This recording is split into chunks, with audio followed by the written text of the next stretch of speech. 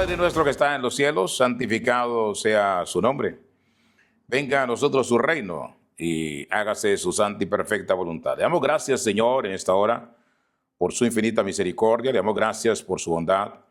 Le damos gracias porque hasta aquí nos ha ayudado y hasta aquí nos ha sostenido. Le damos gracias porque usted ha sido bueno. Su misericordia son nuevas cada día. Y hoy estamos estrenando nuevas misericordias. Hoy estamos confiando más y más en su palabra, en su presencia, en su bondad, en su gracia, en su favor. Usted conoce el corazón de cada uno de mis hermanos. Conoce lo que hay, el deseo, el anhelo del corazón de cada uno. Su palabra dice, deleítate en Jehová y Él te concederá las peticiones de tu corazón. Por eso aquí estamos, Señor, para la gloria de su nombre. Señor, bendiga a cada uno aquí presente. Los que vienen en camino, aligere sus pasos, tráigalos con bien, Padre, y glorifíquese en este tiempo de estudio de su palabra. Amén. Abra nuestra mente espiritual, nuestros oídos espirituales, nuestro corazón espiritual.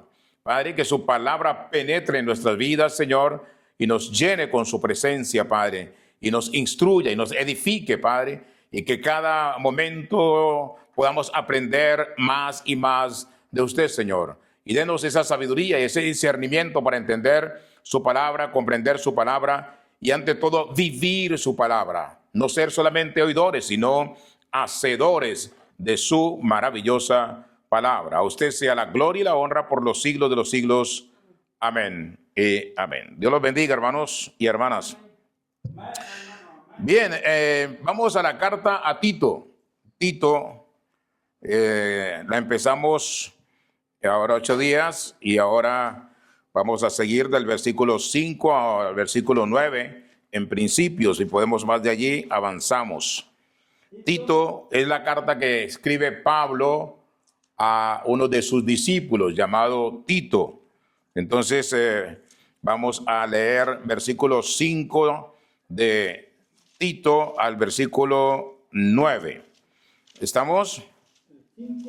Del capítulo 1, versículo 5 al versículo 9 de la carta de Pablo a su discípulo Tito. ¿Llegaron ahí? Sí. Vamos a leerlo en el nombre del Padre y del Hijo y del Espíritu Santo. Por esta causa te dejé en Creta para que corrigieses lo deficiente y establecieses ancianos en cada ciudad, así como yo te mandé. El que fuere irreprensible, marido de una sola mujer, y tenga hijos creyentes, que no estén acusados de disolución ni de rebeldía, porque es necesario que el obispo sea irreprensible, como administrador de Dios, no soberbio, no iracundo, no dado al vino, no pendenciero, no codicioso de ganancias deshonestas, sino hospedador, amante de lo bueno, sobrio, justo, santo, dueño de sí mismo, retenedor de la palabra fiel, tal como ha sido enseñada, para que también pueda exhortar con sana enseñanza y convencer a los que contradicen. Muy bien, vamos entonces a entrar en materia en esta porción de la palabra del Señor. Entonces nos encontramos con que Pablo, lo primero que hemos visto del versículo 1 al versículo 4 es que el verdadero siervo de Dios es llamado a ser un esclavo de Dios y apóstol del Señor Jesucristo o mensajero del Señor Jesucristo. Hay una gran necesidad hoy en el pueblo de Dios, y es que hombres y mujeres se conviertan en esclavos del Señor Jesús. El propósito del siervo de Dios es reavivar a los creyentes. Los creyentes son personas que Dios ha escogido para ser su pueblo santo y amado. Es lo que dice el apóstol Pablo en los primeros 4 versículos. Ahora somos llamados a ser piadosos. Usted y yo, toda persona que reconoce a Jesús como Señor y Salvador de su vida, es llamada a ser ¿qué? Una persona piadosa. El mensajero o el mensaje a predicar que el Señor ha puesto en la iglesia es ¿cuál? La esperanza de vida eterna. Ese es el mensaje a predicar. Desde antes hasta los tiempos finales, el mensaje seguirá siendo ese, la esperanza de vida eterna. Y recordemos que vida eterna solamente se tiene a través de ¿quién? Del Señor Jesucristo. Y por último, ¿cuál es la recompensa de aquellos que comparten el Evangelio? De aquellos que llevan la palabra de Dios. ¿Cuál es la recompensa? El ver que otras personas llegan a los pies del Señor Jesucristo.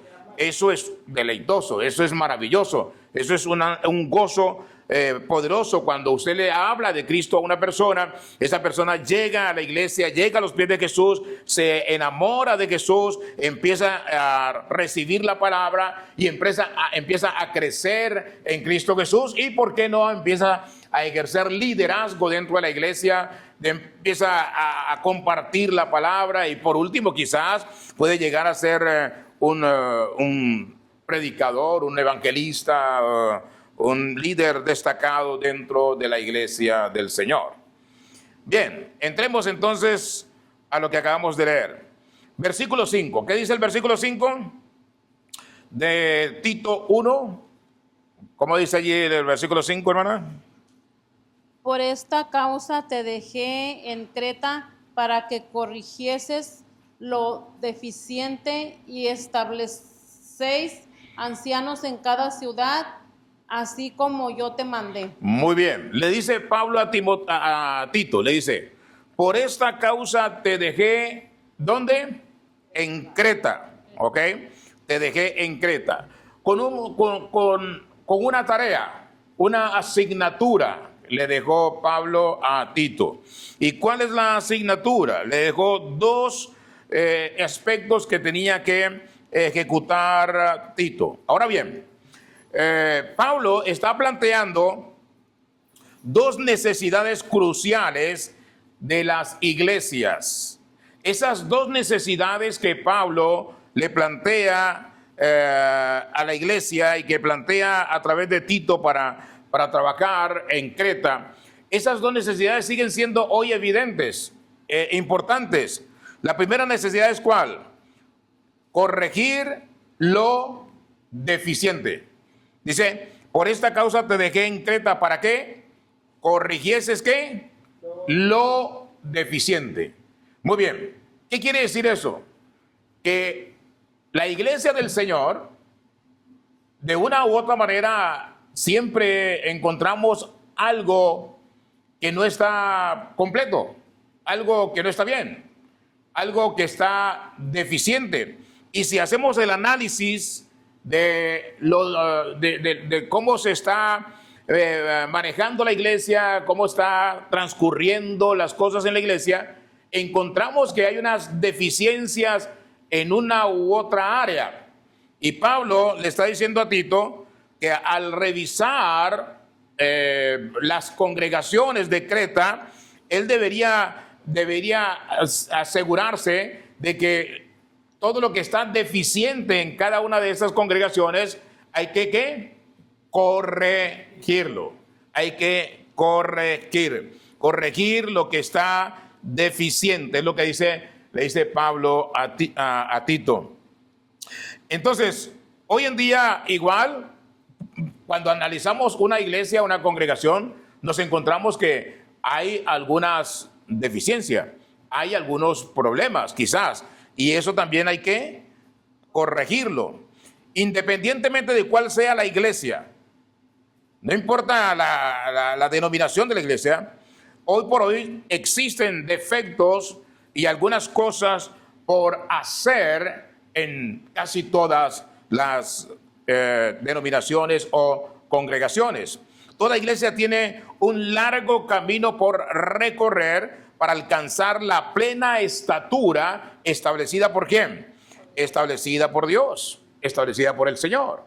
Entonces, lo importante es que el líder o los líderes de la iglesia reconozcan que evidentemente hay una deficiencia y que esa deficiencia debe ¿qué?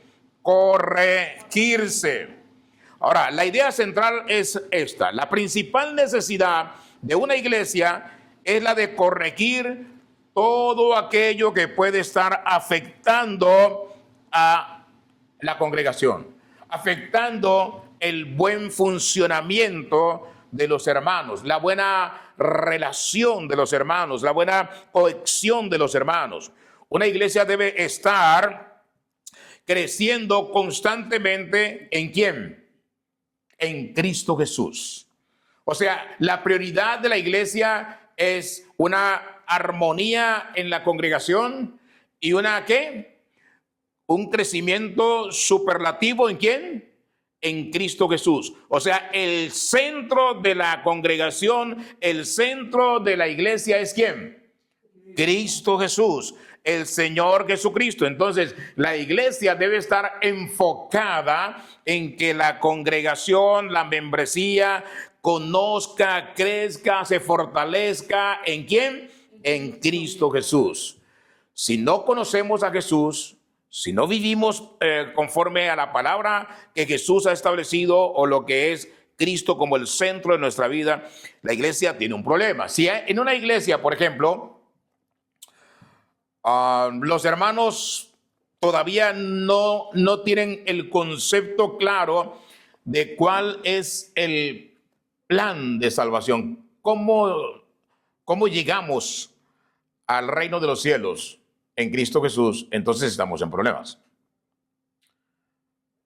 Estamos en graves problemas. Necesitamos, cada persona en la iglesia debe saber, debe tener claro que sin Cristo no hay salvación. Pero no es solamente decir Cristo, ok, ya, no, pues es Jesucristo. ¿Y qué sucede con Cristo? ¿Cuál es el punto allí? Bueno, como diría el Señor Jesús en Juan 3:16, de tal manera amó Dios al mundo que dio ¿a quién? A su Hijo unigénito, para que todo aquel que en él cree no se pierda, mas tenga vida eterna. Ok. Pero Pablo nos dice en Romanos 10:9, esta es la palabra de fe que predicamos, que si confesares con tu boca que Jesús es el Señor y creyeres en tu corazón que Dios le levantó ¿de qué? De los muertos, ¿serás qué? Salvo. Ok. Entonces hay dos aspectos importantes aquí. El primero, para ser salvo, debes creer ¿en quién? En Jesús. Creer en Jesús. O sea, yo lo creo. Ahora, ¿debo qué? Confesar con mi boca que Jesucristo fue resucitado, fue levantado de los muertos. O sea, que Él resucitó al tercer día. ¿Ya? Entonces, si no crees que Jesús resucitó, no eres salvo. Bueno, tú estás creyendo en la doctrina quizás más atacada por parte del enemigo de la iglesia del Señor a través de la historia. Es más, desde el mismo momento en que Jesús resucitó, desde ese momento los enemigos desvirtuaron, negaron ¿qué? La resurrección de Jesús. ¿Recuerdan que los guardas fueron a decirle a los sacerdotes de la época lo que había pasado y ellos qué le dijeron? Ellos le dijeron, okay, aquí está este dinerito, mucho dinero, para que ustedes digan que sus discípulos fueron y los raptaron, estando ustedes ¿qué? Dormidos. O sea, y dice la Biblia que hasta hoy, y hoy muchos siguen manejando otros argumentos acerca de que Jesús no resucitó. Porque si hacen creer al mundo que Jesús no resucitó, entonces de nada vale el resto de la palabra de Dios. Porque no fue que Él vino, estuvo, murió, desapareció. No, Él murió, resucitó y ascendió y está a la diestra del Padre. Entonces, el hecho de decir que no resucitó quiere decir que no ascendió y que no está en la presencia del Padre. Entonces, que nadie lo vio. Pero Pablo dice en los Corintios que más de 500 personas lo vieron. ¿Ya? Muchos lo vieron, sus discípulos lo vieron y más de 500 personas lo vieron a la vez. Y cuando él se fue, no fue que desapareció, sino que todos se quedaron mirando cuando él fue levantado. Dice Hechos 1, él fue levantado y fue hasta que la nube lo cubrió. Y un ángel vino y les dijo, ¿qué miráis? ¿No? Así como se fue, él vendrá.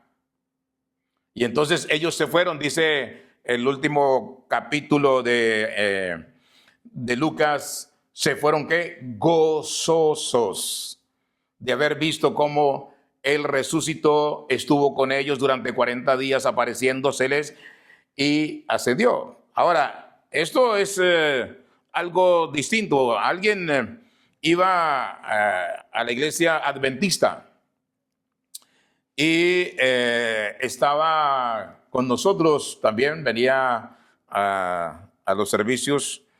Y una vez dice que alguien en la iglesia adventista le dijo, oh, usted es de las personas que va el domingo a la iglesia por si se salva, si no lo salva el sábado, lo salva el domingo, si no lo salva el domingo, lo salva el sábado. Dije, ahí están ustedes muy mal, los adventistas, porque no salva el día.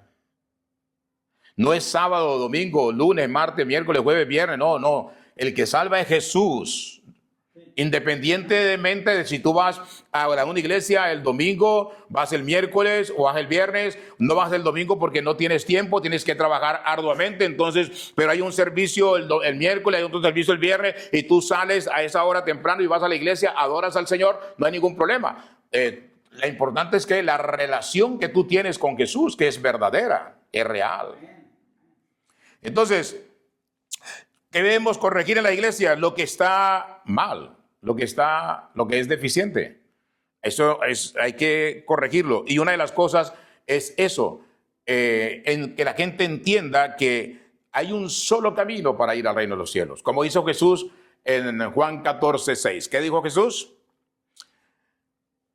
Yo soy el camino y la verdad y la vida. Y nadie llega al Padre si no es a través de mí. O sea, no hay otra opción para ir al reino de los cielos.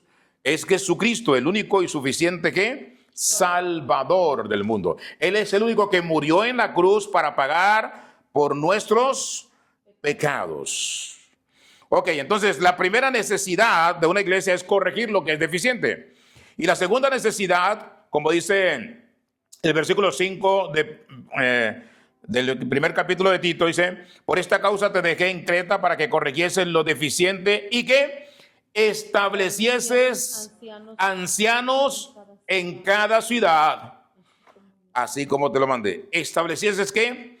Ancianos. O sea, ¿qué otra necesidad hay dentro de la iglesia? La necesidad de establecer ancianos en cada congregación, en cada lugar. ¿Qué es un anciano? Bueno, aquí hay un punto interesante porque el anciano está refiriéndose a un pastor, por ejemplo, a un líder veterano, grande ya, o sea, con tiempo, no neófito en la palabra, sino al contrario, conocedor de la palabra. Entonces, un anciano, en este caso, él se está refiriendo al líder supremo de cada congregación.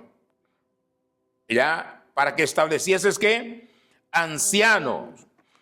O sea, en cada congregación, en cada lugar donde se predica la palabra. Ahora, entonces, lo que encontramos aquí es que ninguna iglesia debe funcionar sin un líder supremo. La iglesia debe tener un líder supremo. Y la iglesia debe tener un líder que se encargue del orden de la palabra, de la predicación, de conducir la iglesia, de manejar la iglesia conforme al propósito de lo establecido en la palabra de Dios. Tiene que ser ese líder ¿con quién? Un varón, no una mujer. Porque las mujeres, dice Pablo, que no permito que la mujer enseñe a quienes, a los hombres. O sea, ¿quién debe ser el líder de una iglesia, el pastor de una iglesia, el anciano de una iglesia? Debe ser ¿qué? Un varón escogido por ¿quién? Por Dios, que ha establecido allí, lo coloca para que predique la poderosa y maravillosa palabra de Dios. ¿Estamos? Bien, vamos al versículo 6 de Tito 1. Tito 6, 1:6. ¿Qué dice? El que fuere irreprensible, marido de una sola mujer, y tenga hijos creyentes que no estén acusados de disolución ni de rebeldía. Ahora, esto es interesante, ¿no? ¿Qué entendemos entonces aquí? Que el ministro, el anciano o el obispo debe cumplir con ciertos requisitos. Debe cumplir con unos requisitos importantes. Debe cumplir algunos requisitos familiares. ¿Estos son requisitos qué? Familiares. Primero, el ministro o anciano debe ser ¿qué? ¿Qué dice aquí? Irreprensible. Irreprensible. ¿Qué quiere decir irreprensible? Que no haya nada malo que decir de él. Como líder de la iglesia, que nadie tenga algo malo que decir de él. Si él tiene mal testimonio, está prácticamente descalificándose, si esos malos testimonios son reales. Porque muchas veces se habla de algún líder que la gente supone, ¿no? Pero si es real, si realmente él no está actuando bien, entonces ese es un ¿qué? Grave problema. Miremos lo que dice Romanos 16, 19. Romanos 16, 19. ¿Alguien llegó ahí? A Romanos 16, 19 para que nos lea ese pasaje. Romanos capítulo 16, versículo 19.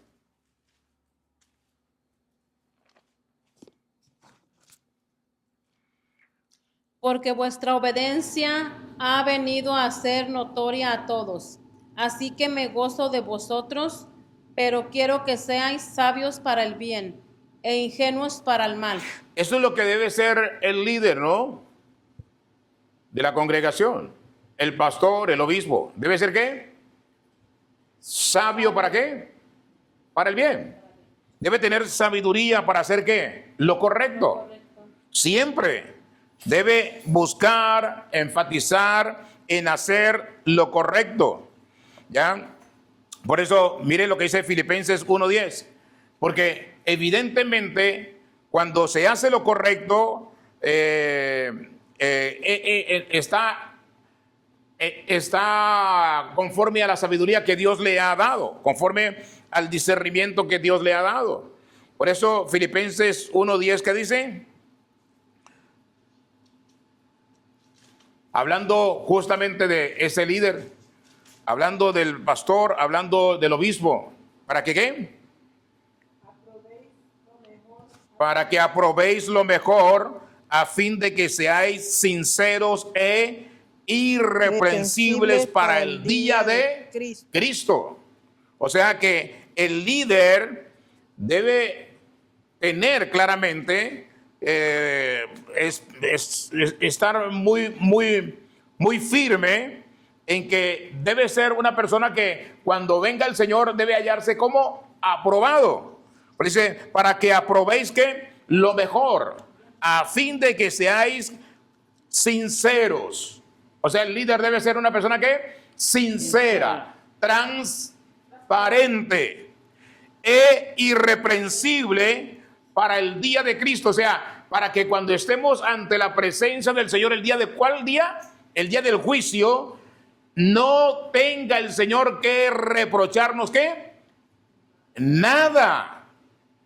nada. Eso es lo que el Señor demanda de quién, de todo líder, de todo pastor, de todo ministro, de todo hombre de Dios, de todo siervo del Señor. Ahí mismo, Filipenses 2:15. Filipenses 2:15, a ver qué nos dice el Señor ahí en Filipenses capítulo 2, versículo 15. Filipenses capítulo 2, versículo 15. Para que seáis irreprensibles y sencillos hijos de Dios, sin mancha en medio de una generación maligna y perversa, en medio de la cual resplandecéis como iluminadores en el mundo. Ok, como luminares en el mundo. Ya, para que seáis que irreprensibles, sencillos. ¿Qué quiere decir? ¿Qué quiere decir que un líder debe ser sencillo? Humilde. Humildad. Ya, debe ser humilde. Pero hemos visto a muchos líderes, muchos pastores que no son de humildad, no tienen nada. Nada es nada. Hijos ¿de quién? De Dios, sin manchas. Una vez más, sin mancha es igual que irreprensible, sin mancha en medio de quién? De una generación como maligna y perversa. Es la generación en la que vivimos, es el mundo en el que vivimos, malo y perverso. Pero en medio de ese mundo malo y perverso, el líder de una congregación, el pastor de una congregación, el ministro de una congregación, debe ser una persona como irreprensible, sin mancha. ¿Ya? Debemos que resplandecer, dice la palabra, como luminares en el mundo. O sea, debemos resplandecer como líderes en medio de una generación mala y perversa. Impresionante, ¿no? Sí. Es una exigencia ¿a quién? Es un requisito ¿para quién? Para el líder de la congregación. Muy bien, siguiendo ahí en el versículo 6, el que fuere ¿qué? Irreprensible. Otro argumento. ¿Qué otro requisito debe tener? Marido de una sola mujer. ¿Qué quiere decir esto? Que si el líder se divorció por algún motivo, puede ser que la esposa lo dejó, lo abandonó, se fue ella. Él no tuvo la culpa, pero ya se fue. Igual, él se divorció. Y como se divorció, ya no califica para ser pastor. Así se vuelva a casar con otra mujer. Marido de una sola mujer, dice. No quiere decir que tenga dos a la vez o tres a la vez. No, no. Es que tienes una hoy y con esa debes permanecer hasta que la muerte ¿qué? Los separe. Pero si ella o él se va, se abandona el uno al otro, ya no a los ojos o a la luz de la palabra de Dios, ya no calificas para ser un pastor de una iglesia. A menos que haya fallecido. Si la esposa falleció, él puede volverse a casar. Pero si no falleció, sino que ella se fue por algún motivo, bueno, no calificamos ya para ser ministro de la palabra del Señor. Conocí a un hermano, a un conferencista. Vamos a ir al Mateo 19, del 4 al 6. Conocí a un hermano conferencista de la palabra del Señor y él, excelente conferencista, excelente maestro de la palabra, brillante maestro de la palabra. Y alguien le preguntó, ¿usted es pastor de alguna iglesia? Y él está bastante joven. Y él dijo, no soy pastor porque tuve un problema, estaba casado y mi esposa por algún motivo nos divorciamos, me abandonó, entonces ya no puedo seguir siendo pastor. Él mismo reconocía que ya no calificaba como pastor, pero ¿qué hacía él? Un conocedor de la palabra, muy preparado para la palabra, ¿qué hacía él? Él ayudaba a muchos pastores a preparar líderes, les ayudaba a ellos, algún pastor le llamaba y le decía, mira, ¿me puedes ayudar en esto? Él iba y le ayudaba sin ningún problema para que ellos, para que edificaba allí a un grupo de liderazgo, una iglesia que necesitaba liderazgo, y él pues tenía ese don maravilloso de la palabra de Dios. Miremos lo que dice Mateo 19, 4 al 6. Él respondiendo les dijo, ¿no habéis leído que el que los hizo al principio, varón y hembra los hizo? Y dijo, por esto el hombre dejará padre y madre y se unirá a su mujer, y los dos serán una sola carne. Así que no son ya más dos, sino una sola carne. Por lo tanto, lo que Dios juntó, no lo separe el hombre. Lo que Dios juntó, no lo separe, ¿quién? El hombre. Ahora bien, para ser más ecuánime quizás, ¿no? Alguien diría, bueno, entonces, si yo estoy aquí escuchando la palabra y yo estoy divorciado, me divorcié, o sea que ya no puedo tener una esposa. Bueno, usted, Dios es grande en misericordia, puede tener una esposa, Dios le ha perdonado, Dios le sana su corazón y lo prepara para tener otra relación, pero no puede ser pastor. Ya, no puede ser pastor, ese es el punto. No puede ser el líder de una iglesia, no puede ser el líder, el diácono de una iglesia. ¿Por qué? Porque eres divorciado. En su misericordia, Dios le puede permitir, claro, que usted tenga una esposa, que usted se case otra vez, no hay ningún problema. Sobre todo si la otra ya se casó o el otro ya se casó, usted se puede casar. ¿Ya? Sobre todo, si la otra persona ya tiene una relación de pareja, no va. Algunos pastores van y dicen, no, tienes que ir a buscar a esa mujer con la que tuviste tu hijo y lo tienes que ir a buscar. Bueno, pero si ella ya tiene otra pareja, ¿cómo voy a ir a buscar? No tiene sentido, no tiene lógica. Porque ahora vas a dañar una relación con el fin de, no, es que si ya hace años nos separamos, si hace años cada quien está por su lado, ella tiene o él tiene otra pareja, es imposible. Orámosle al Señor y el Señor, si es del Señor, da paz y coloca a una persona en su lugar, tú puedes tener una relación de pareja. Y el Señor en su misericordia, porque Él ha creado un varón y una mujer. ¿Ya? Recordemos que en el Antiguo Testamento muchas mujeres o muchos varones no estaba establecido que tuvieran varias mujeres. Por ejemplo, ¿quién? Elcana. Elcana tenía 2 mujeres. ¿El papá de quién? De Samuel. Ana, la gran maravillosa Ana, que era la mujer que él quería, la que más amaba, y la otra, Penina creo que se llamaba, que era la que tenía los hijos. Y Elcana amaba a Ana y Ana fue a orarle al Señor y el Señor pues tuvo la misericordia de ¿qué? De darle hijos y le dio ¿a quién? Al gran profeta Samuel.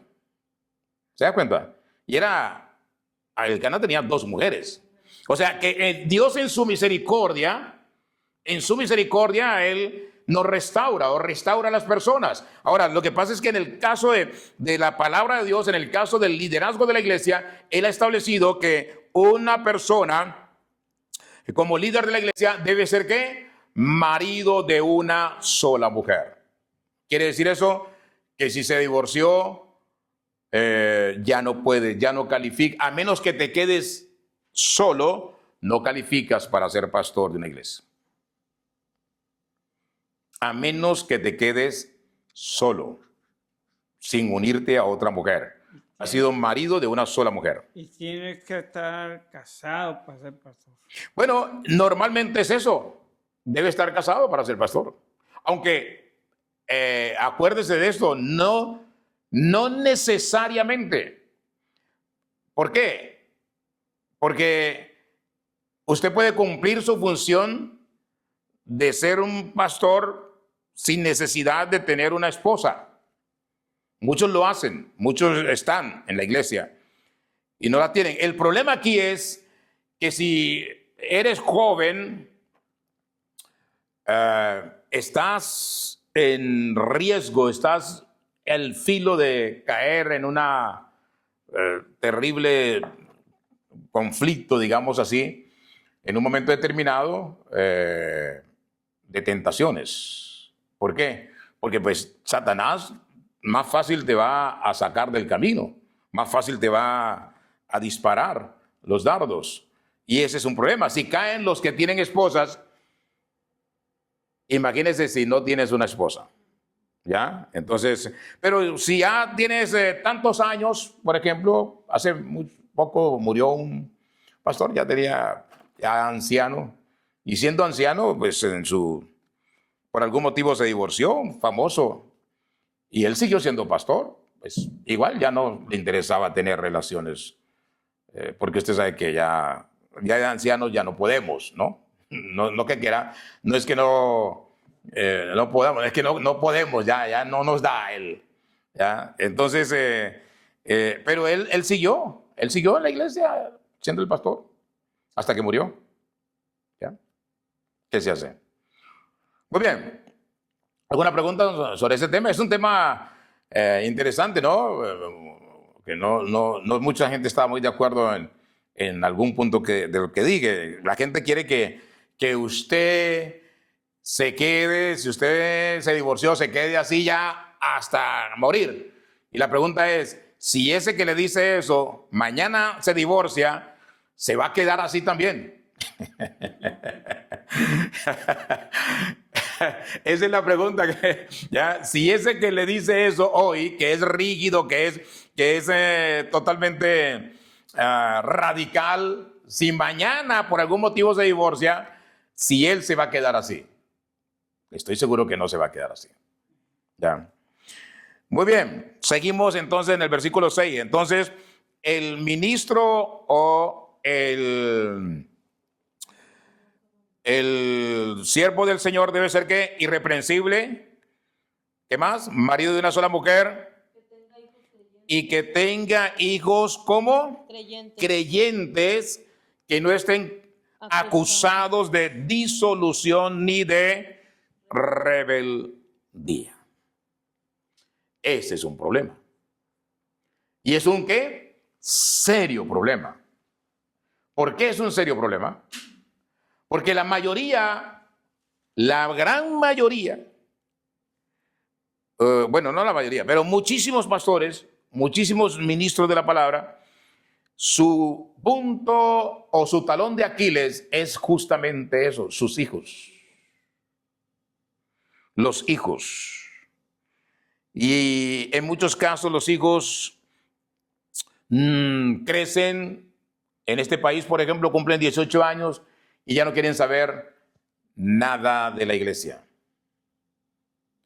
Y alguien diría, bueno, entonces el ministro no califica porque mire sus hijos cómo andan de aquí para allá para acá y están muy mal y no obedecen y son malas personas y andan de cualquier forma. Yo creo que sí, cuando los hijos son menores de edad.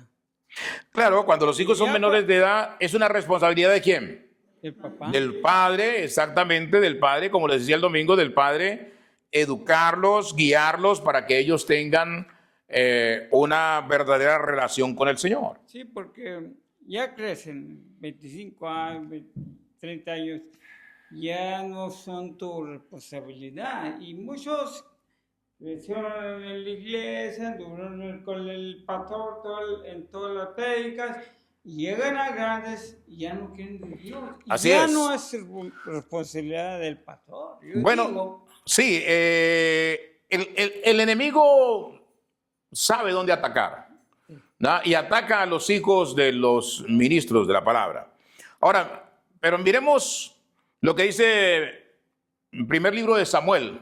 Samuel capítulo 3, versículo 11 al 14. Primer libro de Samuel. Porque allí encontramos que evidentemente los hijos deben estar vivir conforme a la palabra, ser instruidos en la palabra. Primer libro de Samuel, capítulo 3, verso 11. Los hijos deben ser irreprensibles también, como hijos del pastor, como hijos del ministro.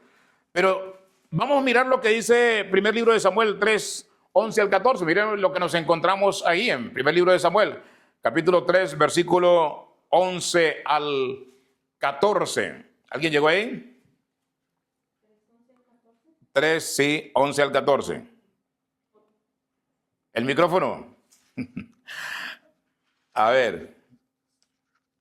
¿Qué dice ahí? Y el arca de Dios fue tomada y muertos los dos hijos de Elí, Ok, Elí. ¿Quién era Elí? Un sacerdote. Muy bien, siga. Ofni Y Finés. y Finés. Y corriendo de la batalla, un hombre de Benjamín llegó el mismo día a Silo, rotos sus vestidos y tierra sobre su cabeza, y cuando llegó, he aquí que Elí estaba sentado en una silla vigilando junto al camino, porque su corazón estaba temblando por causa del arca de Dios. Llegando pues aquel hombre a la ciudad, dadas las nuevas, y toda la ciudad gritó.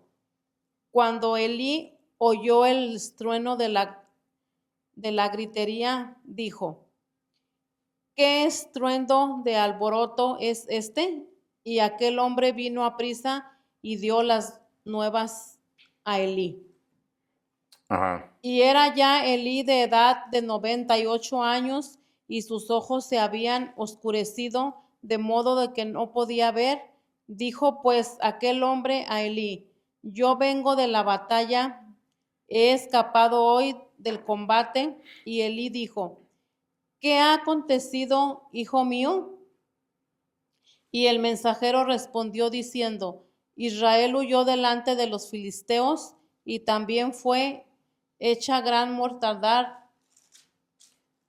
en pueblos, y también sus dos hijos, Ofni y Finés, fueron muertos, y el arca de Dios ha sido tomada.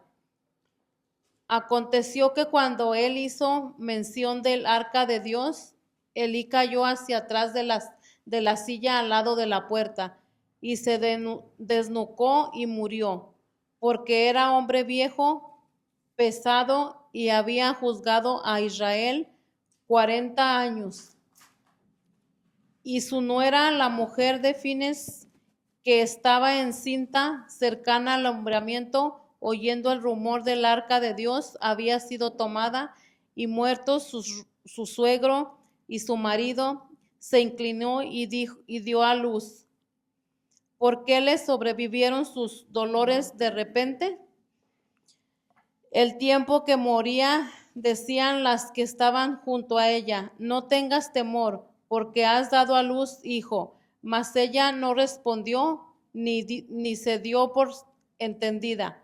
Y llamó al niño Icabod, diciendo: traspasada es la gloria de Israel por haber sido tomada el arca de Dios, por la muerte de su suegro y de su marido. Dijo pues: traspasada de la gloria de Israel, porque ha sido tomada el arca de Dios. Así es. Entonces, Hasta ahí. ¿qué es lo que sucede aquí? ¿Por qué pasó la muerte de sus dos hijos, la muerte de Elí? Porque sus dos hijos eran, ¿qué? Impíos. Los dos hijos eran pecadores, eran malportados. Y en otra parte le dice Dios a Samuel: porque tus hijos pecan y tú no los estorbas, o sea, no los corriges. Entonces, por eso no habrá más sacerdocio en tu casa, y todos morirán en la edad viril. Entonces, ¿qué quiere decir eso? ¿A dónde vamos del punto que estamos tocando? El sacerdote o el ministro o el pastor o el obispo, sus hijos deben ser, ¿qué? Irreprensibles, deben ser hijos sanos, pero encontramos que Elí tenía dos hijos que eran terribles. Que todo el mundo sabía que eran pecadores, que todo el mundo sabía que eran impíos, que no tenían temor del Señor. Ahí mismo, en el primer libro de Samuel, capítulo 8, versos del 1 al 5, primer libro de Samuel 8, 1 al 5, encontramos otra parte, otra historia. ¿Alguien llegó ahí con el micrófono? Ministro. ¿A quién va a leer? Okay. Y le dijeron, he aquí que tú has envejecido y tus hijos no andan en tus caminos, por tanto, constitúyenos ahora un rey que nos juzgue como tienen todas las naciones. Pero no agradó a Samuel esta palabra que dijeron, danos un rey que nos juzgue. Y Samuel oró a Jehová y dijo, Jehová a Samuel, oye la voz del pueblo en todo lo que te diga, porque no te han desechado a ti, sino a mí han desechado, para que no reines sobre ellos conforme a todas las obras que han hecho desde el día que los saqué de Egipto hasta hoy, dejándome a mí y sirviendo a dioses ajenos. Así hacen también contigo. Ahora pues, oye su voz, mas presenta solemnemente contra ellos y muéstrales cómo les traerá el rey que reinará sobre ellos. Y refirió Samuel todas las palabras de Jehová al pueblo que le había pedido el rey.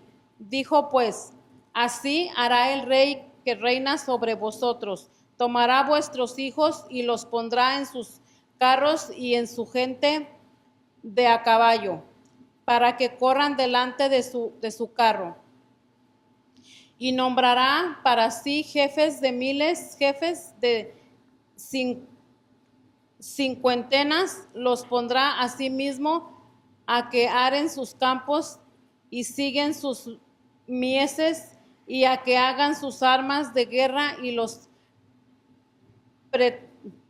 pertrechos de sus carros. Tomará también vuestras hijas para que sean perfumadoras y cocineras y Cocineras y amasadoras. amasadoras. Ajá. Asimismo tomará lo mejor de vuestras tierras, de vuestras viñas y de vuestros olivos, y los dará a sus siervos. Diezmará vuestro grano y vuestras viñas para dar sus oficiales y sus siervos. Tomará vuestros siervos, vuestras siervas, vuestros mejores jóvenes, vuestros asnos, y con ellos hará sus obras. Diezmará también vuestro rebaño, y seréis sus siervos. Y clamaréis aquel día a causa de vuestro rey, que os habéis elegido, mas Jehová no os responderá en aquel día. Ahora, ¿por qué el pueblo se somete a toda esa situación que pueden vivir las familias con un rey? A todos esos conflictos, a todos esos requerimientos al tener un rey. ¿Por qué? Porque sencillamente los hijos de Samuel, el gran profeta Samuel, no eran hombres de Dios, no eran honrados como Samuel, eran impíos, eran hombres que vendían la verdad, ya no hacían justicia real, sino que se iban por el mejor postor. Entonces, por eso el pueblo dijo, tú ya envejeciste, nos sometemos a todos los requerimientos que exige un rey, el tener un rey, pero no queremos que tus hijos nos gobiernen. No queremos que tus hijos sean jueces de nosotros. ¿Por qué? Porque los dos hijos de Samuel, del profeta Samuel, no eran verdaderos hombres ¿de qué? De Dios. Entonces, por eso es. Aquí volvemos a lo mismo, ¿no? ¿A qué volvemos? Como dice, hijos, que tenga hijos creyentes que no estén acusados de disolución ni de rebeldía. Nos encontramos que en el Antiguo Testamento varios profetas, varios sacerdotes del Señor, sus hijos eran lo contrario a lo que Dios exige. Y hoy sigue siendo ¿qué? Lo mismo. Hoy sigue siendo el mismo patrón. O sea, que parece que Satanás tiene la medida puesta en ¿quiénes? En los jóvenes, los hijos de los ministros, y ese es el talón de Aquiles de cada siervo del Señor. Muy bien, vamos al versículo 7 del capítulo 1 de Tito. ¿Alguien llegó ahí rápido?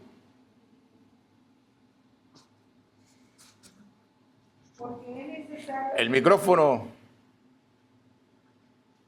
Porque es necesario que el obispo sea irreprensible como administrador de Dios, no soberbio, no iracundo, no dado al vino, no pendenciero, no codicioso de ganancias deshonestas. Es que Sí, es porque es necesario que el obispo, ¿está hablando de quién? Del obispo, o sea, obispo es quién? El mismo, el ministro, el pastor, el líder, el obispo, sea que irreprensible. Mire, va dos veces. En el versículo 6 dice que fuere irreprensible, o sea, característica de quién? Del pastor, del líder, que fuera ¿qué? Irreprensible. Características familiares. En las características familiares que es necesario que el obispo sea ¿qué? Irreprensible. ¿Como quién? Como administrador de los bienes del Señor. O sea, que un pastor que es el administrador de los bienes del Señor no debe tener ninguna queja por ninguna parte. Ahora, ¿qué administra el pastor? Administra lo que es del Señor. El templo le pertenece al Señor, fue construido para la gloria del Señor. Bueno, le pertenece al Señor. Todo lo que hay dentro del templo le pertenece al Señor. La congregación, los hermanos de la iglesia, ¿le pertenecen al pastor? No, le pertenecen al Señor. Y muchos pastores creen que la congregación les pertenece a ellos. No, es de ellos, es del Señor. Le pertenece al Señor.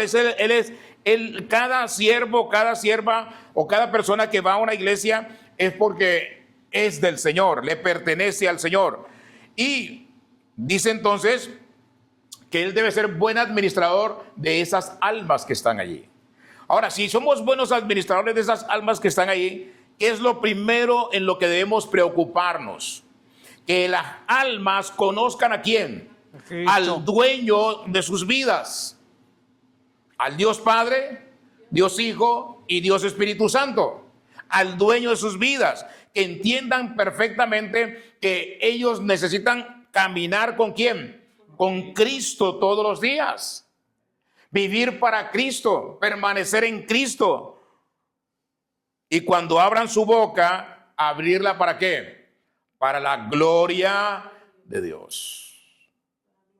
Para glorificar exactamente el nombre del Señor. Es necesario que el obispo sea irreprensible. ¿Como qué? Administrador de Dios. O sea, no, dice ahí que, no soberbio. No soberbio. ¿Se da cuenta? No soberbio. Qué interesante, ¿cierto? Porque no soberbio implica que no arrogante, no altivo, no egocéntrico, no soberbio. Mire lo que dice primera carta a los Corintios, capítulo 4, verso 1 y 2. Primera carta a los Corintios 4, 1 y 2. Primera carta a los Corintios 4, 1 y 2. En cuanto al ministro administrador de los bienes del Señor. Primera carta a los Corintios, capítulo 4, versículo 1 y 2. ¿Alguien llegó ahí? así pues, tengamos los hombres por servidores de Cristo. Así que, Así Así pues, tengamos Tengamos. los hombres por servidores de Cristo y administradores de los misterios de Dios. Ahora bien, se requiere que los administradores, que cada uno sea hallado fiel. Que cada uno sea hallado ¿qué?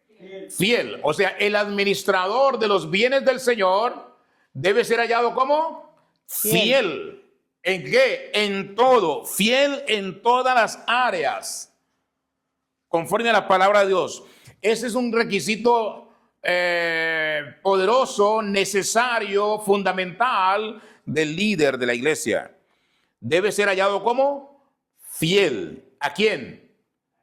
A Dios. Fiel a Dios. A Dios. Entonces, uno de los requisitos es que no debe ser soberbio. O sea, es una persona que tiene más, se cree más que los demás. Ese es un soberbio. Que mira a los demás por encima del hombro. Ese es un soberbio. Mira a los hermanos como si fueran cucarachas. Ese es un... ¿Cómo me van qué? Conejillos. Conejitos, ¿sí? Esos soberbios. Así es. Mateo 18:4. Mateo 18:4. ¿Alguien llegó ahí? Raudo. Las rapidísimas de la Biblia. Mateo 18:4. Así que cualquiera que se humille como este niño, ese es el mayor en el reino de los cielos. Entonces el ministro debe ser ¿qué? Humilde, sencillo y humillarse, o sea, quedarse abajo como un niño. No ser altivo, sino vivir como un niño. ¿Ya? Primera carta de Pedro 5 y 6. Primera carta del apóstol Pedro, capítulo 5, versículos 5 y 6. Esto es de vital importancia en este aspecto. No debemos ser soberbios. Pero mire lo que dice Pedro en la primera carta, capítulo 5, versículos 5 y 6. ¿Qué dice? Humillaos, No. Primera carta, de Pedro. capítulo 5, versículos 5 y 6, los dos. Desde el 5. Igualmente, jóvenes, estad sujetos a los ancianos y todos sumisos unos a otros, revestidos de humildad, porque Dios resiste a los soberbios y da gracias a los humildes. Humillaos pues bajo la poderosa mano de Dios, para que Él os exalte cuando fueres tiempo. Mire qué interesante esto, ¿no? Es poderoso. Ya, porque dice, debemos ser sumisos unos a otros. O sea, no sumisos la congregación hacia el líder, no. Todos hacia el líder y la congregación, todos debemos ser sumisos unos a otros. Sumisos, que podamos compartir, podamos hablar con humildad. Entonces, pero dice el versículo 6, humillaos pues, ¿qué? ¿Bajo qué? La poderosa mano de ¿quién? De Dios. ¿Por qué debemos estar humillados ante la presencia de Dios? ¿Para qué? Para que Él sea el que exalte al siervo del Señor cuando fuere tiempo. En el momento en que lo requiera. Él es el que nos levanta. Él es el que nos fortalece. Él es el que nos reviste. Ahora, ¿qué más sigue diciendo Tito 1:7? No debe ser iracundo. ¿Qué quiere decir que no debe ser iracundo? Que no se debe enojar por cualquier cosa. No se debe enojar por cualquier cosa. El siervo del Señor no se debe enojar por cualquier cosa. ¿Ah? Ahí veo algunas cosillas, ¿no? Que miran, que miran de reojo, ¿no? No se debe enojar por cualquier cosa. ¿Ya? No se debe enojar. No se debe disgustar. No debe permanecer airado. La Biblia dice airados, ¿pero qué? no pequéis, no se ponga el sol sobre vuestro enojo. No nos debemos, no debemos estar al tanto de enojarnos permanentemente y estar disgustados permanentemente. No debes enojarse, algo que debemos corregir constantemente. Efesios 4:26, ¿qué dice? Airaos, pero no pequéis, no se ponga el sol sobre vuestro enojo, lo que dice Efesios. Santiago 1:19 dice, por esto, mis amados hermanos, todo hombre sea que pronto para oír, tardo para hablar y tardo para airarse. O sea, debemos estar atentos ¿a qué? A escuchar. Pero debemos retardarnos, o sea, tardos ¿para qué? Para hablar. Escuchemos y antes de hablar, ¿qué? Contemos de 1 a 100. 1, 2, 3, 4, 5, 6, 7, hasta 100. ¿Para qué? Para no ir a decir cualquier burrada que vaya a dañar, que vaya a afectar la relación y el conflicto se haga más grande. Entonces, por eso dice, mis amados hermanos, todo hombre sea pronto para oír, tardo para hablar, tardo para airarse. Tardo, o sea, no te enojes, no te preocupes, deja la ira, desecha el enojo, ¿ok? Es lo que la ira debemos desecharla. El ministro de la palabra debe desechar la ira. Otro aspecto que debe tener el líder de la iglesia, el obispo, no debe ser dado ¿a qué? Al vino. Al vino. ¿Qué es al vino? A la borrachera. A tomar. ¿Ya? No debemos tener esa inclinación a tomar licor. ¿Ya? Hay algunas personas que se acostumbran a tomar un vino a la comida y eso es un arma de doble filo. Te puedes convertir en un adicto y te acostumbras a que si no, que en cada comida te tomes un licor, una copa de vino, como hacen los judíos, muchos judíos, pero eso puede ser un arma de doble filo, ¿no? En el sentido de que te acostumbras y cuando ya te acostumbras quiere decir que te estás volviendo ¿qué? Adicto a esa copa de vino. Y hay diferentes adicciones en el licor. Hay adictos sociales que toman siempre en una reunión. Hay adictos que cada 8 días tienen que tomarse 2 o 3 cervecitas. Esa es una persona que ya está adicta. ¿Ya? Ese es un problema, ese es un conflicto. No, yo no solamente me tomo 2. Ah, bueno, pero eso tiene alcohol, 2 cervezas tiene alcohol y quiere decir que tu cuerpo ya te lo está pidiendo y ahí ya hay un problema porque tienes una adicción.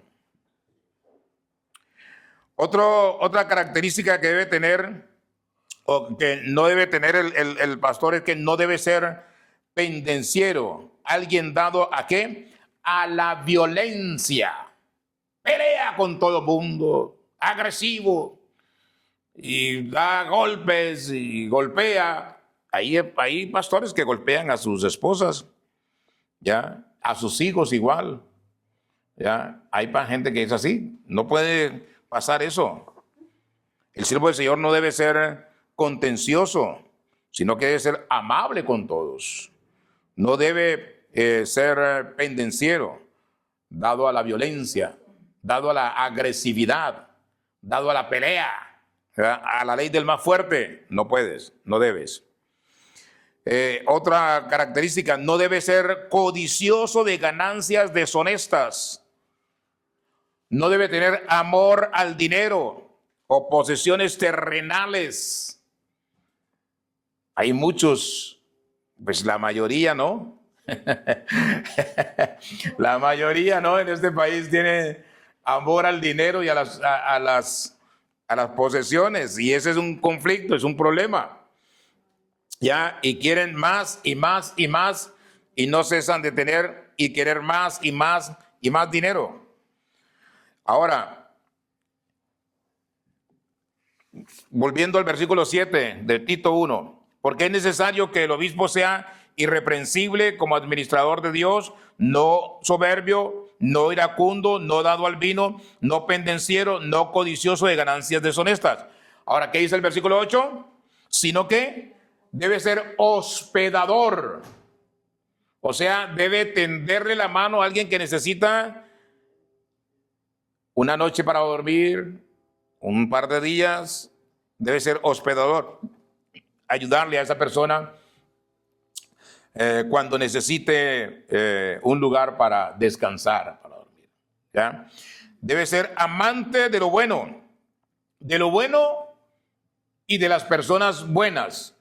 O sea, siempre buscar tener una buena, buscar las personas correctas, las personas adecuadas, unirse con ellos y no con los malos, no con los bandidos. No tener, por ejemplo, hay gente que se asocia con gente que sabe que tiene problemas de manejo de dinero, que son corruptos, y muchos pastores quieren ese poder y se asocian con ellos, y eso no está bien. ¿Ya? No, tenemos que asociarnos con quienes. Si nos asociamos con alguien que es correcto, que es bien, no debemos asociarnos con los malos. La persona sobria, una persona sobria es alguien que vive en la eternidad permanentemente. O sea, que tiene la mirada puesta ¿en quién? En Cristo Jesús. Esa es una persona que sobria. Siempre debemos vivir en sobriedad, ser sobrios. Ahora bien, indiscutiblemente el pastor debe ser justo y debe ser una persona santa. Santo es que puro, limpio, moral, descontaminado de la impureza e inmundicia del pecado. Ahí está el problema. ¿Por qué? Porque sin santidad nadie verá ¿a quién? Al Señor. Entonces, el ministro de la palabra debe tener estas enormes características y debe ser dueño de sí mismo. ¿Qué es ser dueño de sí mismo? Debe tener dominio propio. Dominio propio, porque Dios no nos ha dado espíritu de temor, sino que un espíritu de poder, ¿de qué? Amor y de dominio propio. Entonces, entendámoslo desde esa óptica. Debemos tener, todo ministro debe ser una persona que tenga dominio propio, debe ser dueño de sí mismo, no se debe dejar llevar tan rápido, perder los estribos, sino que debe tener dominio propio. ¿Estamos? Ahora la pregunta es, ¿su pastor realmente reúne esas características? Bien, vamos a orar. Padre nuestro que está en el cielo, gracias le damos, Señor, por su palabra y por su misericordia, y gracias por su bondad. Y gracias por mis hermanos, Señor. Gracias por este tema tan precioso, tan maravilloso, que nos edifica a todos, Señor, que nos ayuda a todos, Padre, y sobre todo al líder de esta congregación, para que sea fortalecido, para que sea edificado y para que analicemos cada uno de los aspectos que puede estar afectando nuestra vida en el liderazgo. Le alabamos, le exaltamos, le honramos, bendiga la salud de cada uno, ponga su mano sanadora en cada uno de los que aquí estamos, su mano restauradora. Clamamos por sanidad, clamamos por restauración, por fortaleza, por vitalidad, Señor. Bendiga esa necesidad que tiene cada uno de mis hermanos. Clamamos para que el Espíritu de Dios obre con poder en la vida de cada uno, Señor. Proteja a mis hermanos. Le pedimos también por los siervos del Señor que no tienen documentos en regla, que usted los bendiga, los proteja, los cuide, Señor. Y por aquellas personas, Señor, que también pertenecen a su reino, Padre, y que no están con documentos en regla, guárdelos de todo mal, protéjalos, líbrelos, Señor, de autoridad, Señor, que anda buscando, Señor, a los buenos y a los malos no los buscan, sino a los buenos, a los que no tienen conflictos con las autoridades. Usted sea protegiéndolos. Usted es el Señor del universo. Usted es el que ha traído a muchos de nuestros hermanos y los ha traído con un propósito, Padre, y para no volver atrás, sino para guardarlos, protegerlos, cuidarlos y levantarlos en este lugar, Padre, y prosperarlos en todas las cosas. Gracias por mis hermanos, bendígalos con bendición sobreabundante, y gracias por este viernes, este domingo, Señor, que vamos a estar también en este lugar alabándole y exaltándole. En el nombre de Cristo Jesús, amén y amén.